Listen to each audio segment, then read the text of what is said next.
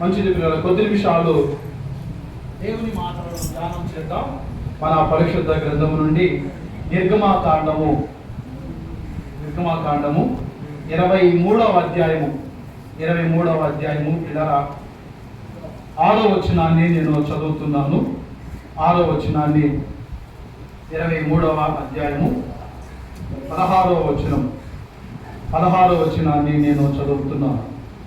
నీ పొలములో విత్తిన నీ వ్యవసాయముల తొలి పంట యొక్క కోత పండుగను, పొలములో నుండి నీ వ్యవసాయ ఫలములను నీవు సమకూర్చిన తరువాత సంవత్సరాంతమందు ఫల సంగ్రహపు పండుగను ఆచరించబడను. తర్వాత 19వ వచనము, నీ భూమి ప్రథమ ఫలములలో మొదటి వాటిని దేవుడైన యెహోవా మందిరమునకు తేవలెను. దేవుడు తన మాటలను బట్టి ఈ ఉదయకాలపు సమయంలో మనతో మాట్లాడును గాక.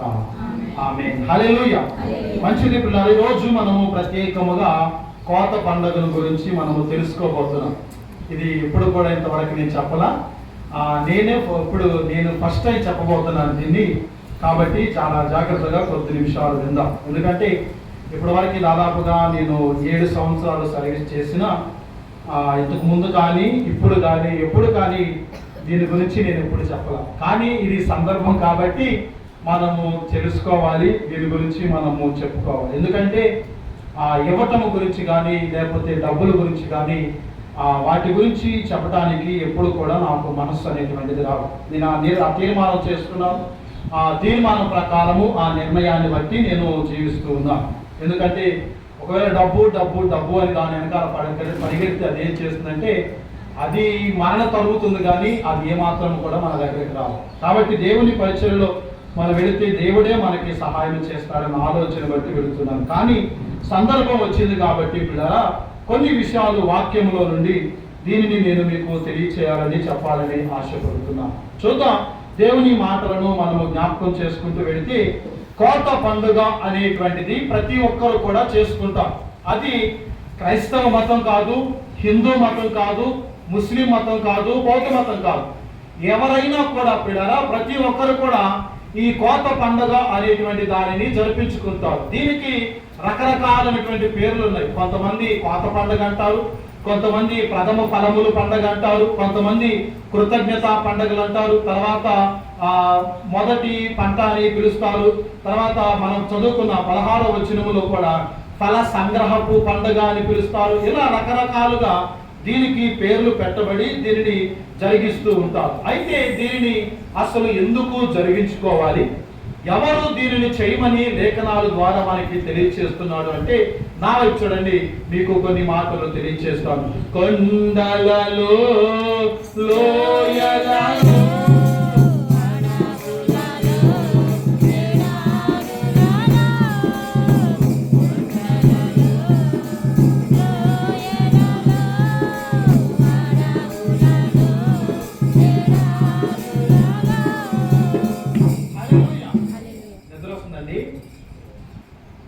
ఎందుకంటే కొంచెం ఎండ అలా ఉంది కాబట్టి ఇబ్బంది పడొచ్చేమో. కానీ కొద్ది నిమిషాలు విందాం.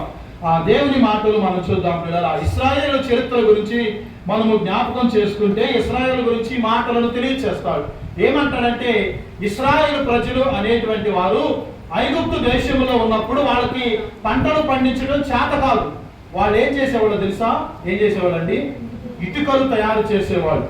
మట్టితో ఓకంతో ఆ ఇటుకలు తయారు చేసి ఆ ఇటుకలతో గృహాలు కట్టుకునేవాళ్ళు. కానీ వాళ్ళకి పంట పండించడం అనేటువంటిది వాళ్ళకి తెలియదు. అక్కడ ఉన్నప్పుడు ఏం తినేవాళ్ళు అంటే, వాళ్ళు మాంసం తినేవాళ్ళు, కాకరకాయలు తినేవాళ్ళు, దోసకాయలు తినేవాళ్ళు. కానీ ఈ వరి అనేటువంటి పంట వాళ్ళకు తెలియదు. దాదాపుగా పిల్లల 420 సంవత్సరాలు ఈ ఇశ్రాయేలు ప్రజలు ఐగుప్తు దేశంలో ఉండి మాంసం తిన్నారు, కాకరకాయలు తిన్నారు, దోసకాయలు తిన్నారు, రకరకాలైనటువంటి ఫలాలు తిన్నారు. సరే, అక్కడ బాగానే ఉంది. మరి ఐగుప్తు నుంచి కానానికి ప్రయాణమై వెళుతున్నారు. ఈ మధ్య కాలంలో 40 సంవత్సరాలు ఉంది. ఈ 40 సంవత్సరాలు వాళ్ళు ఏం తిన్నారు తెలుసా? ఆ దేవుడని యెహోవా వారికి ఆకాశము నుండి మన్నాను పంపించాడంట. హల్లెలూయా. అక్కడ ఏదో మాంసము రకరకాలైన కూరగాయలు తిన్నారు.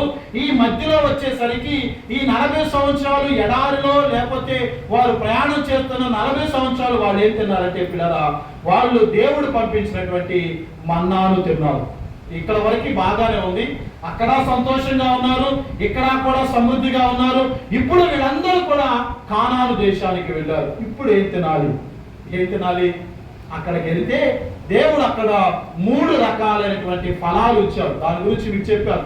ఏంటంటే, ఒకటి ద్రాక్ష ఫలాలు ఇచ్చాడు, రెండవది దానిమ్మ ఫలాలు ఇచ్చాడు, మూడవది అంజూరపు ఫలాలు ఇచ్చాడు.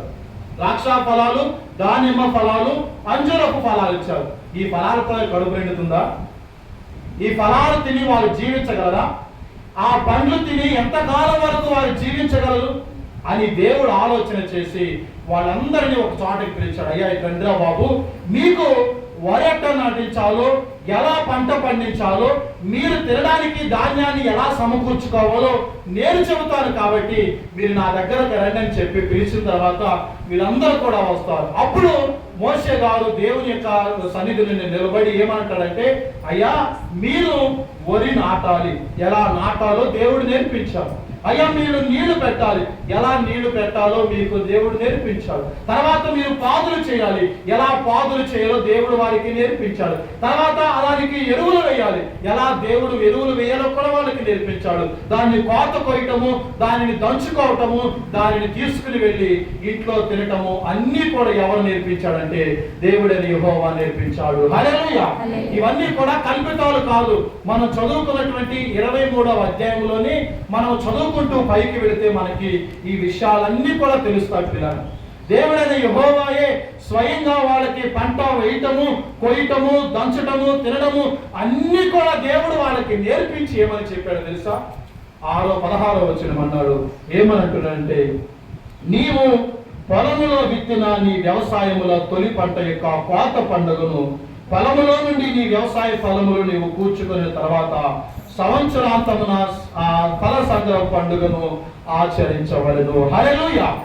నీవు ఒక సంవత్సరానికి ఒకసారి నువ్వు పండించినటువంటి పంట అంతటిని బట్టి నువ్వు కోత పండుగను ఆచరించాలి. ఎలా ఆచరించాలి దాని గురించి చెబుతున్నాడు. 19వ వచనము, నీ భూ ప్రథమ ఫలములలో మొదటి దానిని దేవుడైన యెహోవా మందిరమునకు తీసుకురావాలి. హల్లెలూయా. దానిని ఏమని పిలుస్తున్నారంటే కృతజ్ఞత అని పిలుస్తున్నారు. ఈ రోజు నా అంశము కూడా ఏమిటంటే కృతజ్ఞత. ఏంటండి నా అంశము కూడా ఏమిటంటే కృతజ్ఞత. ఎలా దేవునికి కృతజ్ఞతలు చెప్పాలో 2 విషయాలు మీకు తెలియజేస్తాను. ఎలా దేవునికి కృతజ్ఞతలు చెప్పాలంటే, ఒకటి మనపూర్వకముగా చెప్పాలి, రెండవది మనస్సాక్షిగా చెప్పాలి. 2 కృతజ్ఞత విధానాలు దేవుడు మనకి తెలియజేస్తున్నారు. ఎలా దేవునికి కృతజ్ఞతలు చెప్పాలంటే మనపూర్వకంగా చెప్పాలి. ఎలా దేవునికి కృతజ్ఞత చెప్పాలంటే మనస్సాక్షితో చెప్పాలి. ఎప్పుడైనా చెప్పారు ఎలా దేవునికి మనపూర్వకంగా కృతజ్ఞతలు ఎప్పుడైనా చెప్పారా? ఎప్పుడైనా మనస్సాక్షితో మనము దేవునికి ఎప్పుడైనా కృతజ్ఞతలు మనం చెప్పామా? చూడాలండి ఎలా దేవునికి ఆ కృతజ్ఞత మనపూర్వకంగా మనస్సాక్షిగా చెప్పాలో మీకు తెలియజేస్తాను. ఒకటి మనం చూద్దాం, మనపూర్వకముగా దేవునికి కృతజ్ఞతలు చెప్పాలంట. 25వ వచనము, 25వ అధ్యాయం, నిర్గమాకాండము 25వ అధ్యాయము మొదటి 2 వచనాలు చదువుకుందాం. యెహోవా మోషేకు ఇలాగూ సెలవిచ్చెను, నాకు ప్రతిష్ఠార్పణ తీసుకొని రండని ఇశ్రాయేలుతో చెప్పుము. మనపూర్వకముగా అర్పించు ప్రతి మనుష్యుని యొద్ద దానిని తీసుకునవలెను. గట్టిగా చదువు. హల్లెలూయా. తరతరాలలో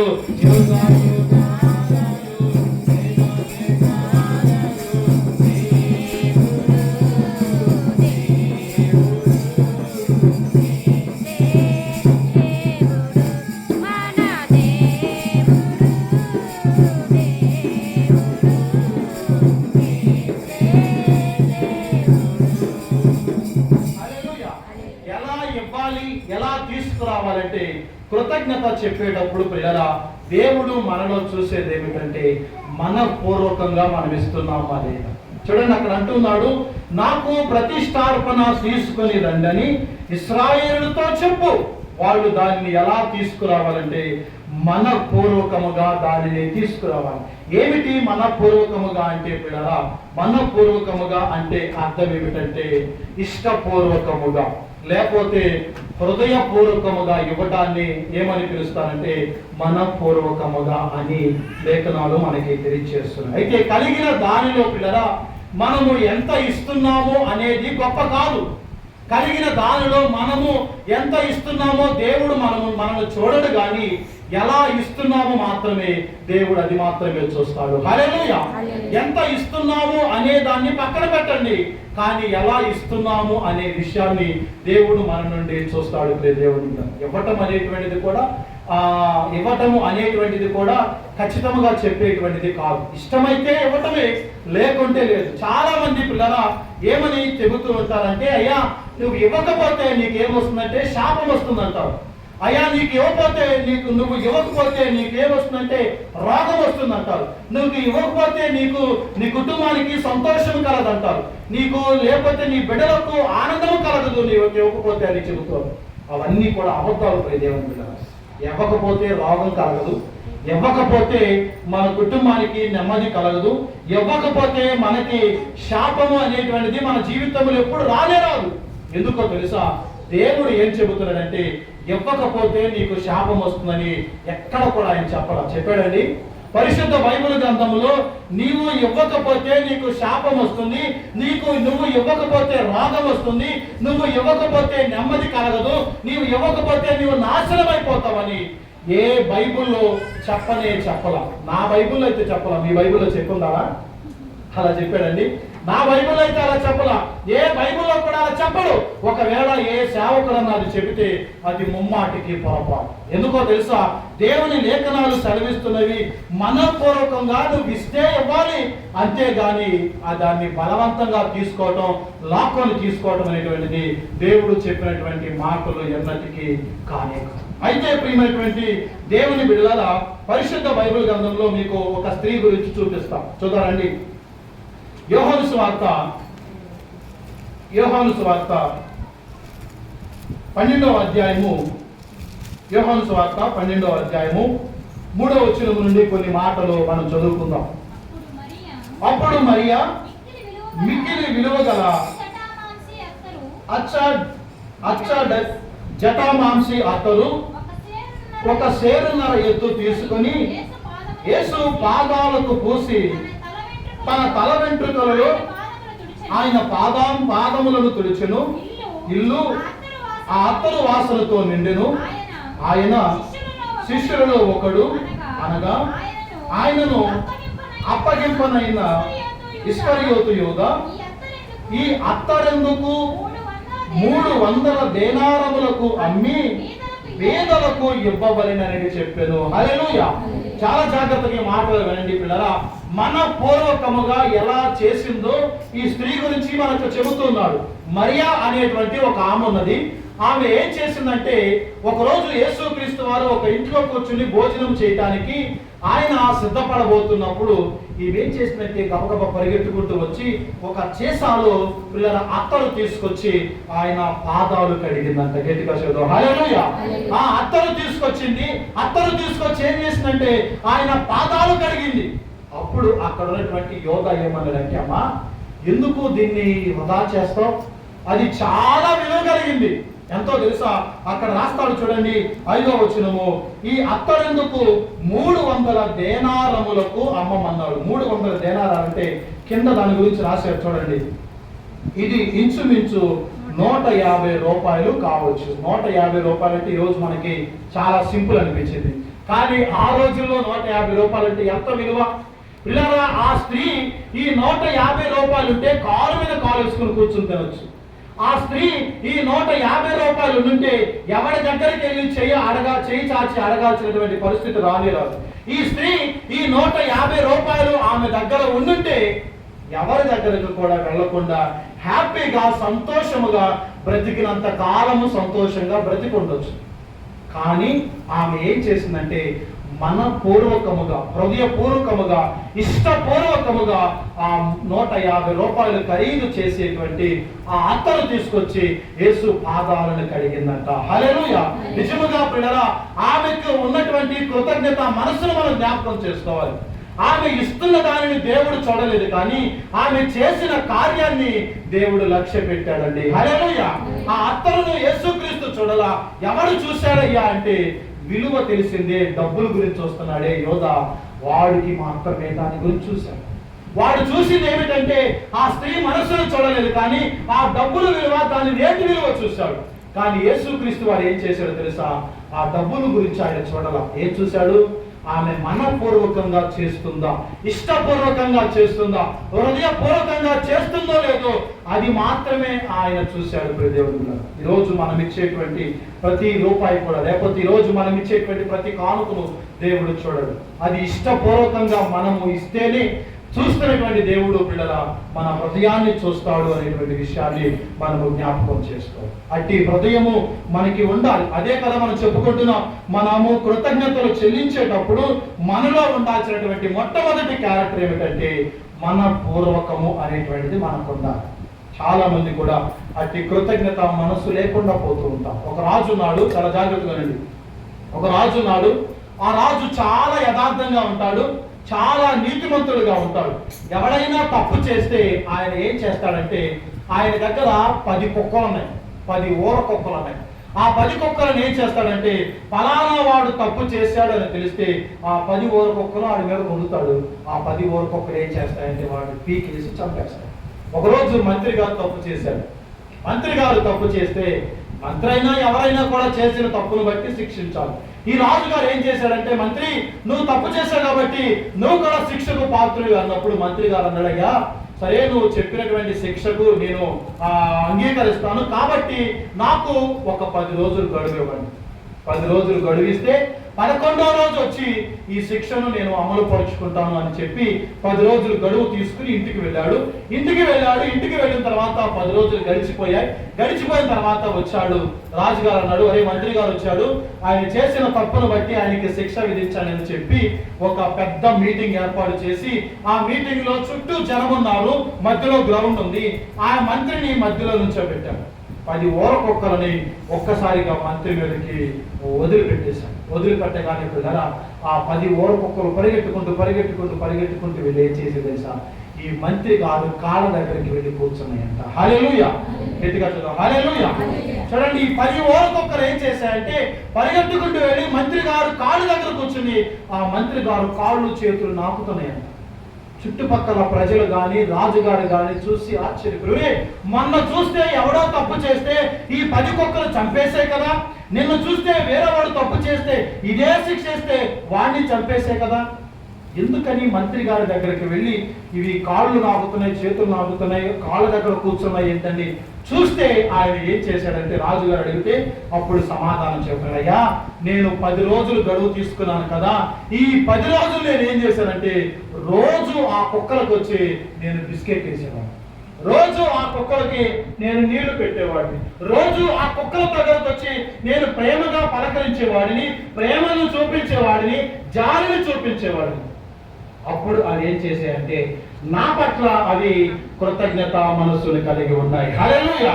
ఆ విషయాన్ని రాజుగారికి చెప్పేసరికి రాజుగారు కళ్ళు తెరుచుకున్నాయి.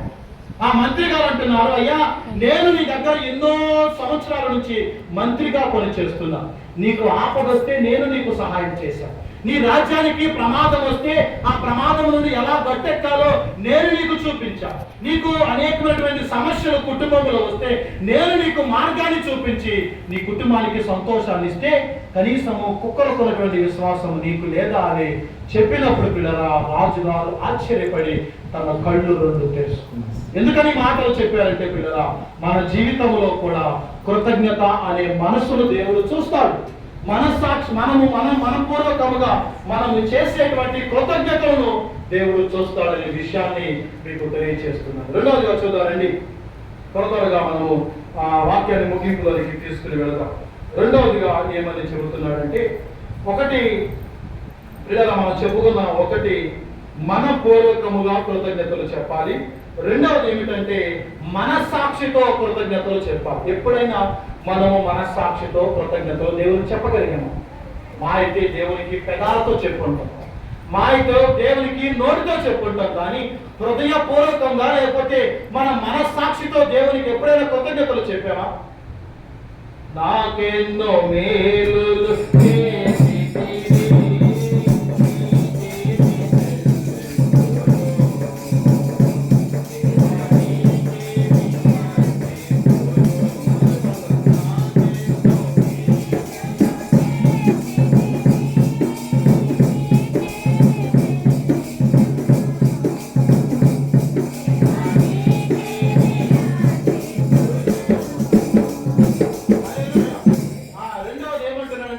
మనస్సాక్షితో దేవునికి కృతజ్ఞతలు చెప్పాలి. పిల్లల మనకు తెలుసు మన మనస్సాక్షి అన్నట్టు మనము ఎలా దేవునికి కృతజ్ఞతలు చెబుతున్నాం. చూడండి, ఎందుకని మనస్సాక్షితో దేవునికి కృతజ్ఞతలు చెప్పాలంటే చూద్దామండి. దేవుని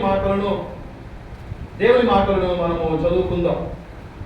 23వ అధ్యాయము, నిర్గమాకాండము 23వ అధ్యాయము 28వ వచనాన్ని చదువుకుందాం.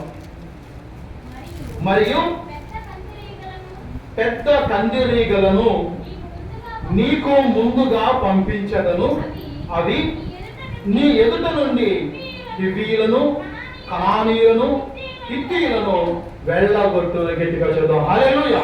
ఇక్కడ ఏమని చెబుతున్నాడంటే పిల్లరా, మరియు పెద్ద కందిరీగలను నేను మీకు ముందుగా పంపిస్తున్నాను. కందిరీగలు, పెద్ద పెద్ద కందిరీగలు చూసారు ఎప్పుడన్నా?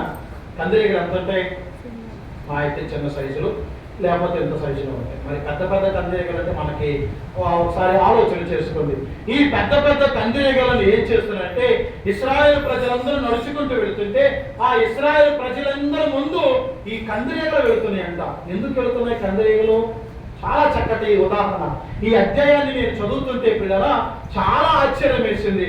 అసలు ఇశ్రాయేలు ప్రజలు ముందు నడుస్తూ ఉన్నప్పుడు, వాళ్ళు వెళుతూ ఉన్నప్పుడు ఈ కందిరీగలు వాళ్ళ ముందు వెళ్ళాయంట. కానీ ఆ కందిరీగల్లో ఏది కూడా ఇశ్రాయేలు ప్రజలను కొట్టలేదంట. కింద చదువుకుంటే మీకు ఆ వచనాలన్నీ కూడా కింద చదివితే మీకు అర్థమవుతుంది. కందిరీగలు వాళ్ళ ముందే వెళుతున్నాయి, కానీ ఒక్క కందిరీగ వాళ్ళని కొట్టల. ఎవరిని కుట్టాయి తెలుసా? ఎవరిని తరిమే తెలుసా? ఎవరిని వెళ్ళగొట్టే తెలుసా? అక్కడ రాస్తున్నాడు చూడండి, అవి నీ ఎదుట నుండి హివ్వీయులను, కనానీయులను, హిత్తీయులను ఏం చేస్తాయంటే వారిని కూడా వెళ్ళగొడతాయంట. హల్లెలూయా. దీన్ని బట్టి ప్రియ దేవుని బిడ్డలారా, ఇశ్రాయేలు ప్రజలందరూ కూడా దేవునికి మనస్సాక్షితో కృతజ్ఞతలు చెబుతున్నారంట. హల్లెలూయా. నిజముగా ప్రభువా, ఈ రోజు ఈ 3 రాజ్యాలు అనేటువంటి వారు మేము కానానికి వెళ్లకుండా మమ్మల్ని ఎన్నో ఇబ్బందులు పెడుతున్నారు. కాబట్టి నువ్వు మమ్మల్ని క్షేమముగా నడిపించడానికి మా ముందు ఏం పెట్టావంటే కందిరీగలు పెట్టావు. అంటే దేవుని ప్రసన్నత అక్కడ ఉన్నది. హల్లెలూయా. నిజముగా పిల్లల మన ప్రయాణాల విషయంలో కానీ మనం చేస్తున్న పనుల విషయంలో కానీ దేవుడు ఎంతగా తోడుగా ఉంటున్నాడు ఒకసారి జ్ఞాపకం చేసుకోండి. అంతంతా అయిపోయిన తర్వాత, కోతలన్నీ కూడా అయిపోయిన తర్వాత వచ్చింది ఒకరోజు తుఫాను. గుర్తుందా? అప్పుడు వచ్చింది తుఫాను, అప్పుడు వచ్చింది గాలివాన, భయంకరమైనటువంటి గాలివాన. ఒకరోజు ఒక పూట ఒక ఉదయం మాత్రమే వచ్చింది. అదే ఆ వర్షము కానీ ఆ గాలి కానీ పంట చేలో ఉన్నప్పుడు వచ్చింటే ఎన్ని సమస్యలు ఎదురయ్యాయి, ఎంతగా ఇబ్బంది పడేవాడు. నిజముగా పిల్లల ఆ దినము మనము ప్రార్థన చేశాము. హల్లెలూయా. మన నిత్యము కూడా మనము ప్రతి రైతు కొరకు ప్రార్థన చేస్తూ ఉన్నాం. హల్లెలూయా. మన ప్రార్థన దేవుడు ఆలకించి అలాంటి ప్రమాదాలు మన దగ్గరకు రాకుండా పంటను కాపాడినందుకు మనము దేవునికి మనస్సాక్షితో కృతజ్ఞతలు చెప్పాలి. హల్లెలూయా. కృతజ్ఞతలు చెబుదాం పిల్లరా. మనస్సాక్షితో మనము కృతజ్ఞతలు చెబుదాం. మనపూర్వకముగా దేవునికి కృతజ్ఞతలు చెబుదాం. ఒక చిన్న ఉపమానాన్ని మీకు తెలియజేస్తాం. మామిడి చెట్టు అంట ఒకరోజు ఏడుస్తుందంట. మామిడి చెట్టు ఒకరోజు ఏడుస్తుందంట.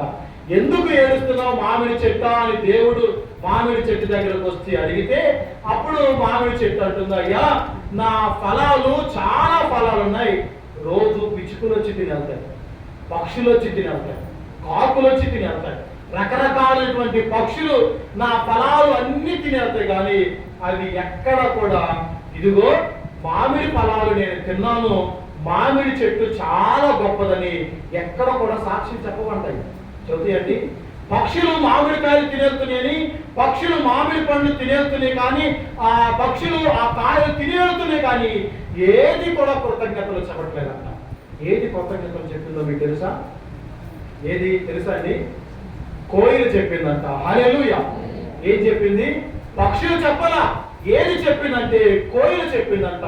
ఎలా చెప్పిందంటే, అమ్మా మామిడి చెట్టు, నీ ఫలాలు తిని నీకు కృతజ్ఞతలు పక్షులు చెప్పకపోవచ్చేమో, కానీ నీ మామిడి చిగురు తిని నేను ఈరోజు మంచి స్వరాన్ని పొందుకుని నా స్వరము ద్వారా అనేక మందికి కృతజ్ఞతలు చెబుతున్నాను. హల్లెలూయా. నిజం కదండి. ఆ కోయిల ఆ యొక్క మామిడి చిగురు తినే కదా చాలా మంచి స్వరంతో అది పాటలు పాడుతూ స్తుతిస్తుంది. నిజముగా పిల్లల మనము కృతజ్ఞతలు చెప్పేటువంటి సమయంలో మనపూర్వకంగా మనం చెప్పగలుగుతున్నామా? మన సాక్షితో మనం చెప్పగలుగుతున్నాము.